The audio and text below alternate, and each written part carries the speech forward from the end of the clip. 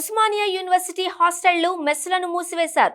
తీవ్రమైన నీటి కొరతతో విద్యార్థులు అల్లాడుతూ ఉంటే పట్టించుకొని యూనివర్సిటీ మేనేజ్మెంట్ చివరకు నీటి కొరత, విద్యుత్ కోతలు సాకుగా చూపిస్తూ హాస్టళ్లను, మెస్సులను మే 1వ తేదీ నుంచి 31వ తేదీ వరకు మూసివేస్తున్నట్లు ప్రకటించింది. ఉస్మానియా యూనివర్సిటీ హాస్టల్స్ లో గత కొద్ది రోజులుగా నీళ్లు లేక అల్లాడిపోతున్నారు. ముఖ్యంగా లేడీస్ హాస్టల్స్ లో తాగేందుకు కూడా నీళ్లు లేకపోవడంతో శనివారం అర్ధరాత్రి 11 గంటలకు హాస్టల్ సమీపంలోని హైవేపై బైఠాయించి నిరసన తెలిపారు. యూనివర్సిటీ అధికారులు స్పందించి నీటి సమస్యను పరిష్కరించాలని డిమాండ్ చేశారు. ఏబీవీపీ నాయకులతో పాటు పలువురు విద్యార్థులు వారికి మద్దతు తెలిపారు. లేడీస్ హాస్టల్ స్టూడెంట్లు మాట్లాడుతూ తక్షణమే ladies hostel director, university VC రావాలని నినాదాలు చేశారు. లేడీస్ హాస్టల్స్ సమస్యల వలయంలో కొట్టుమిట్టాడుతున్నా పట్టించుకునే నాథుడు లేడని ఆగ్రహం వ్యక్తం చేశారు.